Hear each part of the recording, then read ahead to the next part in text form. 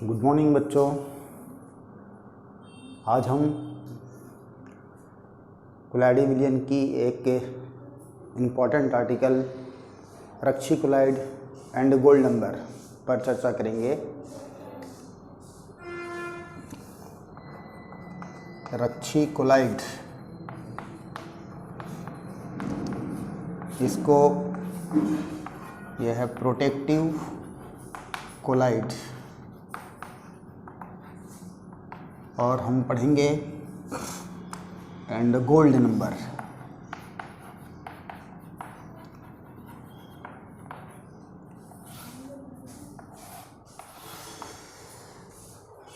तो देखिए, जैसा कि हम लोग जानते हैं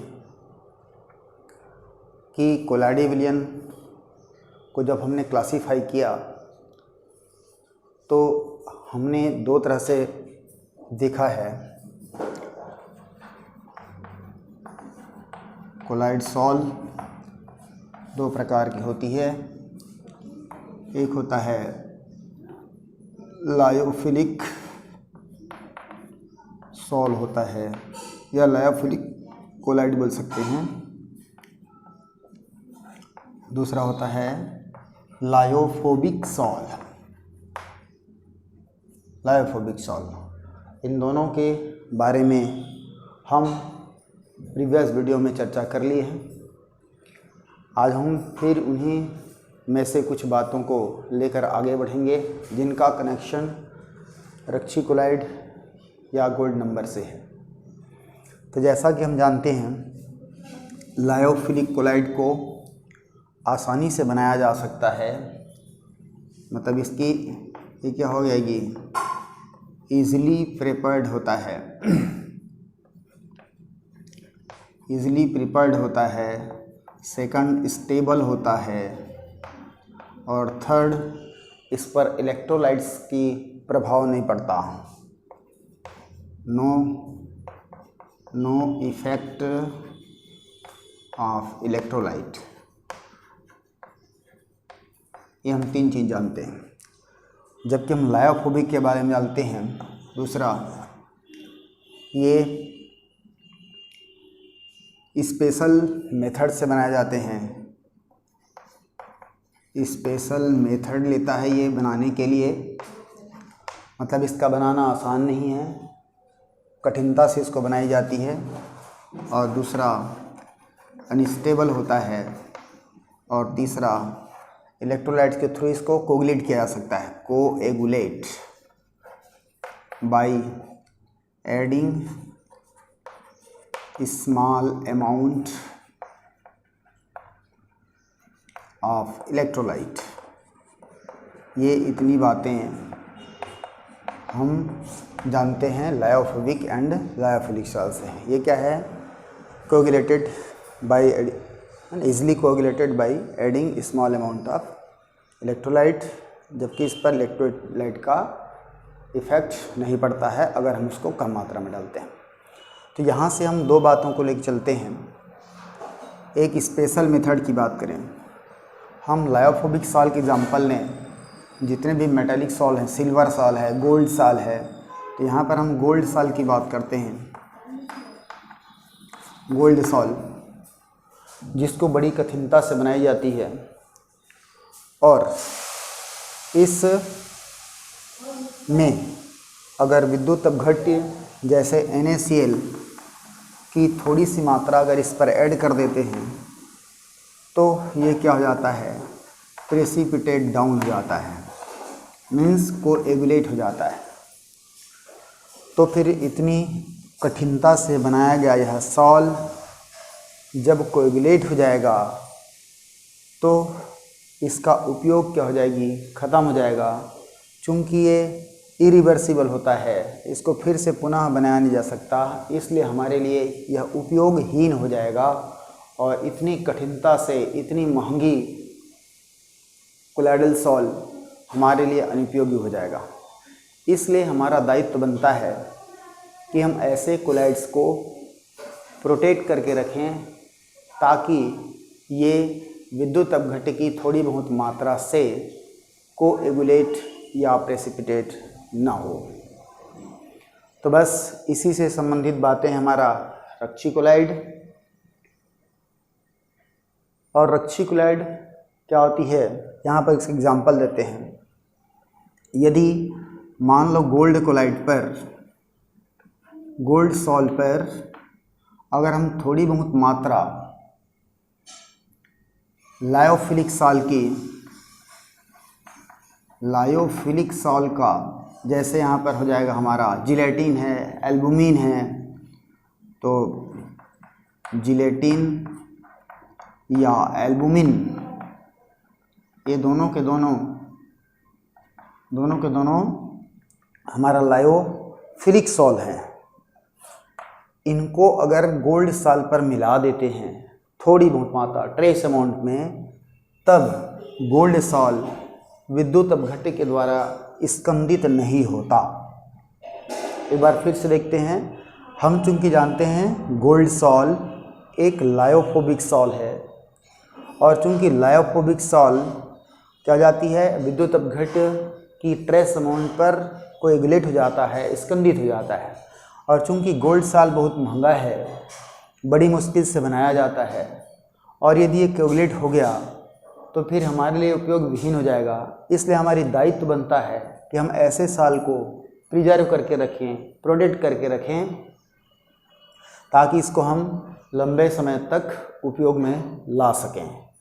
तो यहाँ पर देखा गया कि जब गोल्ड सॉल्ट को, या गोल्ड सॉल्ट पर या किसी भी लायोफोबिक सॉल्ट पर जब लायोफिलिक सॉल्ट जैसे कि जिलेटिन है या एल्बुमिन है, इनकी अगर थोड़ी सी मात्रा मिलाते हैं, तब यह सॉल्ट विद्युत अपघट्य की क्या करें, मिलाने से कोएगुलेट नहीं होता। मीन्स अगर इसके बाद NaCl डाल देंगे तो ये क्या होती है, स्कंदित नहीं होता है। कुल मिला के हम कह सकते हैं कि लायोफिलिक सॉल्ट लायोफोबिक सॉल्ट को विद्युत अपघट्य से क्या करती है, रक्षा करती है।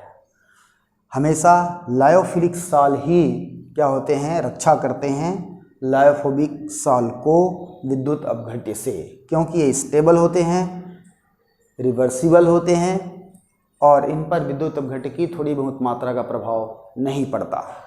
तब हमारे पास आएगा कि रक्षण क्या है। तो क्या हो जाएगी, रक्षण किसी लायोफोबिक सॉल्ट का लायोफिलिक सॉल्ट से विद्युत अपघट्य द्वारा पड़ने वाली प्रभाव से रक्षा करना ही रक्षण कहलाता है। मतलब रक्षण या प्रोटेक्टिव जिस प्रोसेस या प्रोटेक्टिव एक घटना है, रक्षण एक घटना है जिसमें हम लायोफोबिक सॉल्ट पर लायोफिलिक सॉल्ट की मात्रा अगर पहले से मिला देते हैं तो उस पर विद्युत अपघट्य का प्रभाव नहीं पड़ता है। ये कहलाता है रेक्टिकुलाइड। और जिन, इसलिए ये क्या कहलाएगा हमारा रेक्टिकुलाइड, मतलब जो भी कोलाइड हम यूज़ कर रहे हैं जो दूसरे कोलाइड की विद्युत अपघट्य से रक्षा कर रहा है, तो क्या कहलाती है, वो रेक्टिकुलाइड कहलाता है। और मैंने अभी कुछ देर पहले बताया कि रेक्टिकुलाइड के रूप में हमेशा लायोफिलिक सॉल्ट ही हुआ करता है, जो रक्षा करती है लायोफोबिक सॉल्ट को इलेक्ट्रोलाइट से। ये हो जाएगी हमारा रेक्टिकुलाइड। तो कुछ कुछ बातें हैं जिसको हम यहाँ पर नोट आउट करते हैं। रेक्टिकुलाइड के बारे में, रेक्टिकुलाइड क्या होता है, हमेशा ये लायोफिलिक होता है, लायोफिलिक सॉल्ट होता है। और लायोफिलिक सॉल्ट ही रेक्टिकुलाइड के रूप में क्यों यूज़ किया जाता है, तो हम बोल सकते हैं स्टेबल होता है, रिवर्सिबल होता है, इस पर विद्युत अपघट्य का प्रभाव नहीं पड़ता है। अब हम देखने जा रहे हैं गोल्ड नंबर। तो गोल्ड नंबर क्या चीज़ है, गोल्ड नंबर ये किसी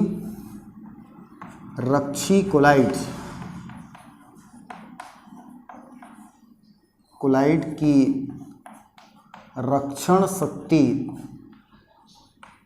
रक्षण शक्ति को मापने की इकाई है, मापने की इकाई।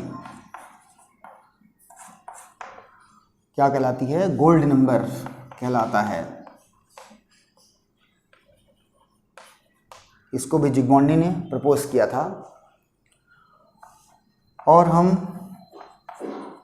गोल्ड नंबर क्या चीज़ होता है, देखो इसकी डेफिनेशन में देखें। मान लो हमारे पास ये स्वर्ण कोलाइड सॉल है, ये हमारा गोल्ड सॉल है और जिसकी हम लिए हैं 10 ml, और इस पर अगर हम प्रोटेक्टिव क्लाइड या जिलेटिन की, यहाँ से हम क्या करते हैं, जिलेटिन मिलाते हैं जो कि रक्षी क्लोराइड है। तो जिलेटिन की बहुत कम मात्रा मिला देने से यदि इस पर क्या कर देगा, NaCl डालते हैं तो NaCl के द्वारा स्कंदन होने नहीं देता। मैंने कुल मिला के जिलेटिन गोल्ड सॉल को स्कंदन होने से बचाता है, रक्षा करता है, या दूसरे शब्दों में कह सकते हैं जिलेटिन गोल्ड को NaCl से रक्षा करता है। अब हम देखेंगे कि गोल्ड नंबर की डेफिनेशन क्या होती है। किसी गोल्ड, ये हो जाएगा गोल्ड नंबर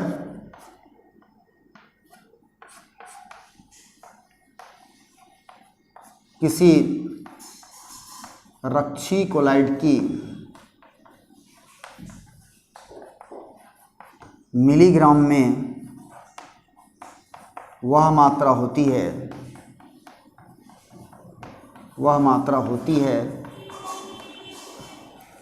जिसे गोल्ड सॉल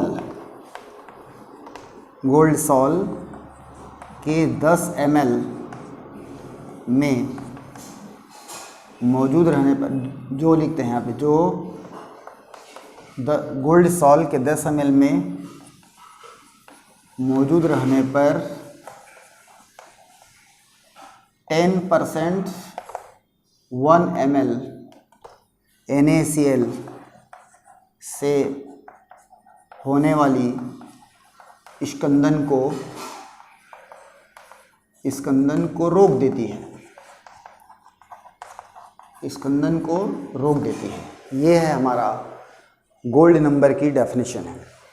यहाँ ध्यान रखना है कि जो प्रोटेक्टिव कोलाइड्स की हमको विशेष जो बातें याद रखा है, मिलीग्राम में क्वांटिटी लेना है। अब इसको हम समझते हैं कि एग्जांपल से, कि मान लो हमारे पास ये गोल्ड कोलाइड है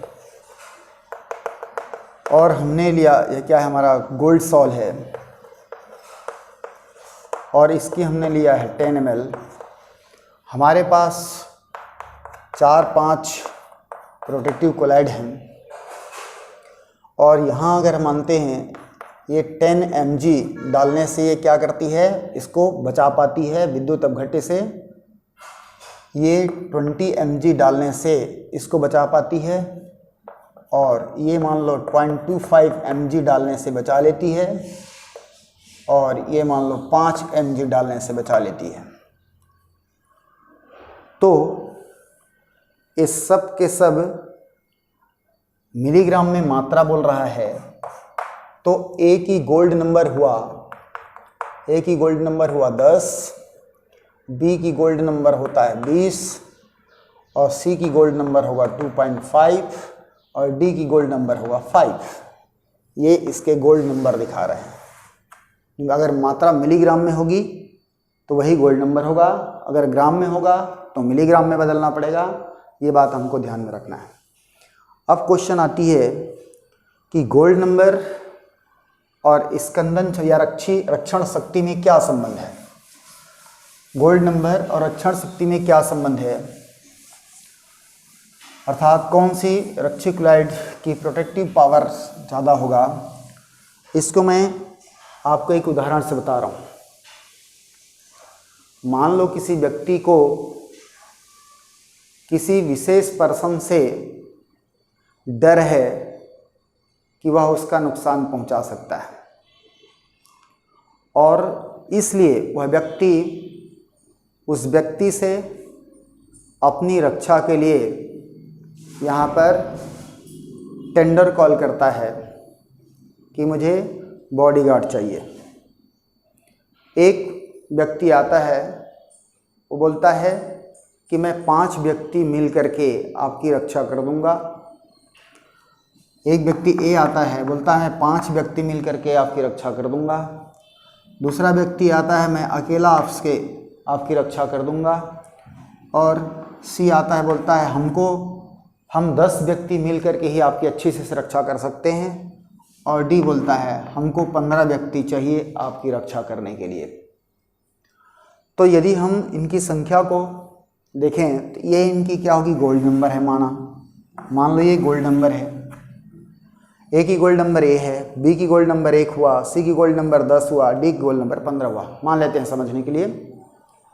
तो देखो यहाँ पर कौन ज़्यादा पावरफुल है, तो वही रेक्टिकुलॉइड ज़्यादा पावरफुल होगा जो कम मात्रा में मौजूद रह करके भी क्या कर देगा, रक्षा कर देगा। तो यहाँ पर हम इनमें देखते हैं इन बॉडीगार्ड्स में, तो यहाँ पर ये बी एक ऐसा बॉडीगार्ड है जो अकेला रक्षा करने की साहस रखता है, कर दूंगा बोलता है। इसलिए इन सब में सबसे ज़्यादा पावरफुल रक्षक या गार्ड बॉडीगार्ड कौन हुआ, बी हुआ। तो और इसकी क्या है, नंबर ऑफ जो गार्ड हैं वो कम है, इसलिए क्या हुआ, हमारा पावरफुल हुआ, पावरफुल। और यहाँ देख लो आप, इसकी संख्या गोल्ड नंबर कम मान रहे हैं, तो इससे हमको क्या पता चली, जिसकी गोल्ड नंबर जितना कम होगा, जिस रेक्टिकुलॉइड की गोल्ड नंबर जितना कम होगा उसकी रक्षण शक्ति उतनी ही अधिक होगी। क्या रिजल्ट है हमारे पास, जिस रेक्टिकुलॉइड की गोल्ड नंबर जितना कम होगा उसकी रक्षण शक्ति उतनी ही अधिक होगी, उतनी ही अधिक होगी। और इसको हम अगर सूत्र में बांधना चाहें तो क्या आएगा, रक्षण शक्ति क्या हो जाएगी, अपॉन हो जाएगा गोल्ड नंबर, अपॉन हो जाएगा गोल्ड नंबर। ये सूत्र अगर हमको याद हो तो हम बता सकते हैं कि इसकी प्रोटेक्शन पावर ज़्यादा होगा। मान लो हम फिर यहाँ पर लेते हैं, ए हमारे पास है, इसकी गोल्ड नंबर सपोज 0.25 है, मिलीग्राम गोल्ड नंबर है, मतलब मिलीग्राम में है ये। और बी अगर यहाँ पर मानते हैं हम 0.5 है, सी का हम मानते हैं 2.5 है, और डी का हम मानते हैं 0.025 है। ये इसके गोल्ड नंबर हैं, और ये क्या है, हमारा प्रोटेक्टिव कोलाइड है। और हमसे अगर कहता है कि इन सब में सबसे अधिक प्रोटेक्टिव पावर कौन रखता है, तब हमको देखना पड़ेगा कि जिसकी गोल्ड नंबर जितना कम होगा उसकी रक्षण शक्ति उतनी अधिक होगी। तो इस डेटा से पता चल रहा है कि डी की गोल्ड नंबर कम है, इसलिए इसकी प्रोटेक्टिव पावर ज़्यादा होगा। ये तो गई गोल्ड नंबर से। अब इसकी हम कुछ विशेष बातों को हम देखने जा रहे हैं। मान लो हमको बोलता है दो रेक्टिकुलॉइड की रक्षण शक्ति की तुलना करना। रेक्टिकुलॉइड की रक्षण शक्ति की तुलना करना।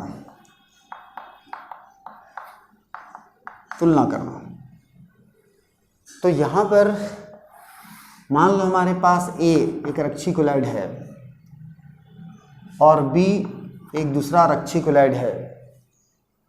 मान लो इसका गोल्ड नंबर लेते हैं हम लोग 52, और इसकी अगर गोल्ड नंबर लेते हैं सपोज हम लोग 0.25 लेते हैं, 0.25 लेते हैं। और हमको तुलना करना है कि किसकी रक्षण शक्ति दूसरे की तुलना में या इन दोनों में की रक्षण शक्ति में क्या रिलेशन है। तब अभी आपने देखा था कि रक्षण शक्ति समानुपाती होती है गोल्ड नंबर का। इसको हम प्रोटेक्टिव पावर लिखेंगे। तो यहाँ पर हमारा हो जाएगा इनके लिए प्रोटेक्टिव पावर या PP of A upon PP of B is equal to हो जाएगा, यहाँ से अगर देखें तो ये प्रोपोर्शनल हो जाएगा 1 upon gold number of A, फिर हो जाएगा प्रोपोर्शनल हो जाएगा 1 upon gold number of B. इसको इक्वल में चेंज करोगे, इक्वल हो जाएगा, कांस्टेंट आएगी वो ऑटोमेटिक क्या हो जाएगी, मान लो देते हो तो एक कैंसिल हो जाएगा। इसलिए रिलेशन इस रूप में हमको प्राप्त हो जाएगा। जब इसको हम सॉल्व करेंगे तो हमको नया चीज़ मिलेगा, P P of A upon P P of B is equal to हो जाएगा gold number of B upon हो जाएगा गोल्ड नंबर ऑफ ए हो जाएगा, गोल्ड नंबर ऑफ ए। यहाँ से इसको हम देख सकते हैं। और यदि हम इसी को कोएगुलेटिंग पावर बोलता है, कोएगुलेटिंग पावर बोलता है, तब क्या हो जाएगा, coagulating power Cp of A is equal to हो जाएगा Cp of B is equal to हो जाएगा गोल्ड नंबर ऑफ A और क्या हो जाती है gold number of B, gold number of B हो जाता है। ये कोएगुलेटिंग पावर के लिए है, ये प्रोटेक्टिंग पावर के लिए है। ये दोनों रिलेशन को ध्यान रखेंगे। अब हम कुछ न्यूमेरिकल्स के सहारे गोल्ड नंबर्स को देखना चाहते हैं। मान लो हमको दिया है, क्वेश्चन की पहला नमूना देखते हैं।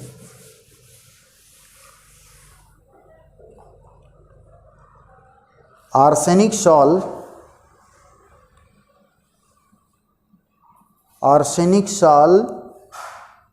यहाँ क्वेश्चन दिया है,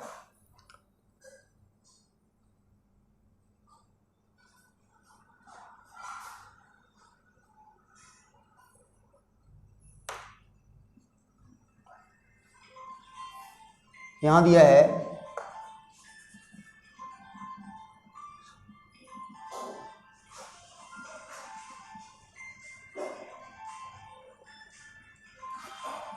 क्वेश्चन के रूप में आर्सेनिक सल्फाइड सॉल के लिए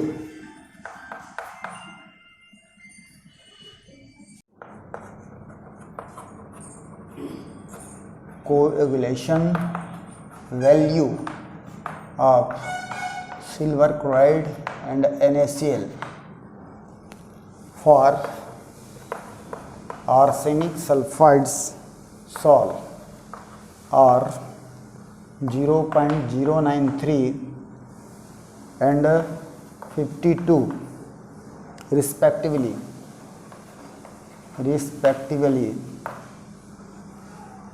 How many times has AlCl greater coagulating power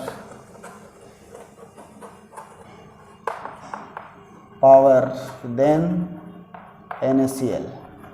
ये हमको क्वेश्चन दिया है। इस क्वेश्चन से हम देखते हैं कि इस तरह का क्वेश्चन आएगा तो क्या करेंगे। देखो क्या बोल रहा है, कोएगुलेशन वैल्यू दे रहा है और यहाँ पर क्या है, इसकी ये इतनी वैल्यू दिया है, तो या कोएगुलेशन पावर भी बोल सकते हैं इसको। तो हमने अभी देखा कि coagulation power of AlCl upon coagulation power of NaCl is equal to, अगर रखते हैं हम लोग तो क्या मिलेगी, 52 अपॉन 0.093 आएगा और इसको सॉल्व करने पर ये आती है 559 आती है, जो क्या दिखा रहा है कि coagulating power of NaCl3 is 559 times than NaCl। इस तरह से हम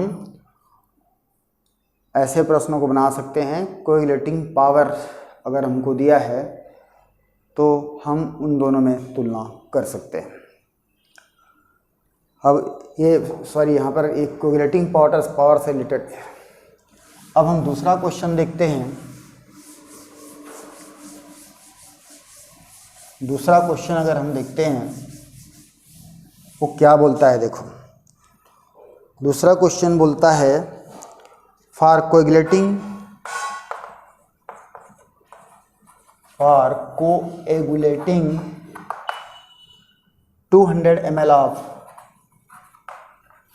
200 ml of arsenic sulfide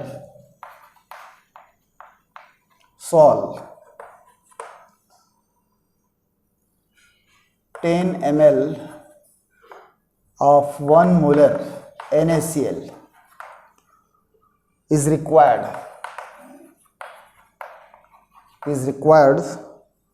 Find out the flocculation value of NaCl. Find out the flocculation value of NaCl। ये क्वेश्चन भी एक अच्छा प्रकार है हमारे एग्ज़ाम के लिए। फॉर कोएगुलेटिंग माने हमको आर्सेनिक सल्फाइड को के 200 ml को कोएगुलेट कराने के लिए 10 ml 1 मोलर NaCl की ज़रूरत पड़ती है। मतलब 200 ml आर्सेनिक सल्फाइड को 10 ml 1 मोलर NaCl के द्वारा स्कंदित कराई जा सकती है। तो find out the flocculation value of NaCl। तो हमको फ्लोकुलेशन वैल्यू जानना पड़ेगा। तब आपने पढ़ा है, हमने प्रीवियस वीडियो में चर्चा किया था, flocculation value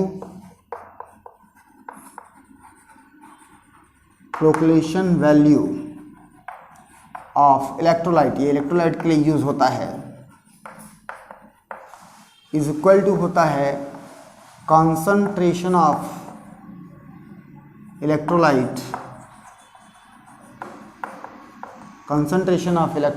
in millimole per liter। तो यहाँ पर हमको मिलीमोल में बदलना पड़ेगा, जबकि ये क्या दिया है, ml में दिया है, मोलर में दिया है। तब यहाँ पर देखिए क्या होगा, since 10 ml 1 molar NaCl is equal to होगा 10 मिलीमोल पर लीटर। 10 मिलीमोल पर लीटर होगा या मिलीमोल्स।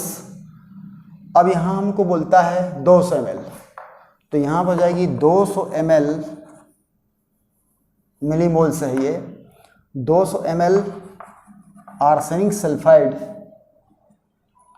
में NaCl की फ्लोकुलेशन वैल्यू, यही तो इसका फ्लोकुलेशन वैल्यू होगा, क्या है, 10 है, देन 1 लीटर। तो 1 लीटर में क्या हो जाएगी, 10 अपान इंटू 1000। यहाँ से ये यहाँ से कट जाएगा, 2 1 25 मीन्स क्या हो जाएगा, 50 हो जाएगा इसका फ्लोकुलेशन वैल्यू, या ये क्या आएगा हमारा, मिली मोल पर लीटर हो जाएगा। ये इसकी फ्लोकुलेशन वैल्यू जाएगी। फ्लोकुलेशन वैल्यू के लिए यहाँ पर देखिए, फिर से एक बार बोल दूँ, हमको ml में दिया है, जबकि फ्लोकुलेशन के डेफिनेशन में, फ्लोकुलेशन के अकॉर्डिंग देखें तो हमको क्या निकालना है, मिली में निकालना है।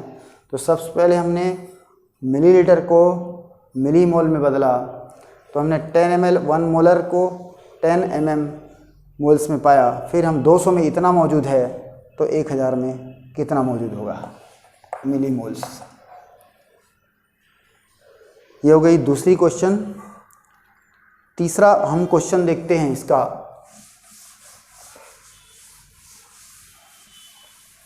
तीसरा क्वेश्चन हम देखते हैं, ये बोलता है ये क्वेश्चन कॉन्सेप्चुअल है। 0.025 gram of starch salt required to prevent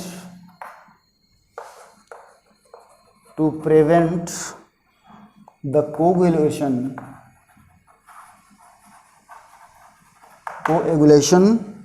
of 10 ml of gold salt when 1 ml of 10% NaCl solution is added.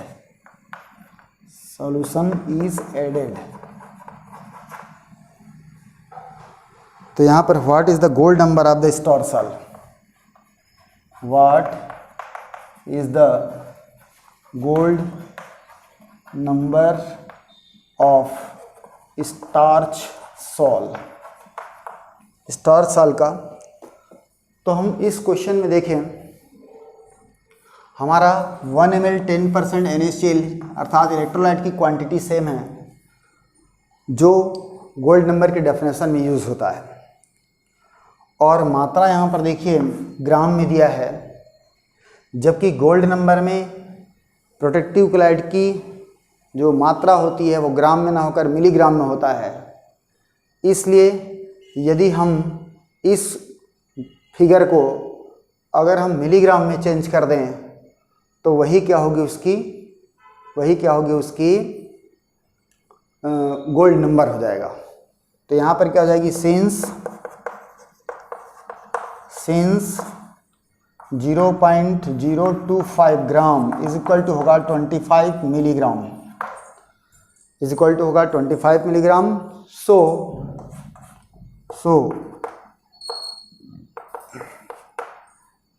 amount of starch required to protect gold salt from 10% 1 ml of NaCl is 25 milligram, means यही क्या होगी, gold number. So therefore gold number of starch is equal to 25। ये हो जाएगी इसके answer. तो इस तरह से हम गोल्ड नंबर और गोल्ड नंबर से संबंधित न्यूमेरिकल्स को हम देखें। मैं आशा करता हूँ कि आपको या आपके लिए यह बहुत काफ़ी हेल्पफुल होगा। तो आज की वीडियो में इतना ही, फिर अगले वीडियो में आएंगे हम अगले आर्टिकल के साथ। तब तक आप हमारे साथ बने रहिए। धन्यवाद।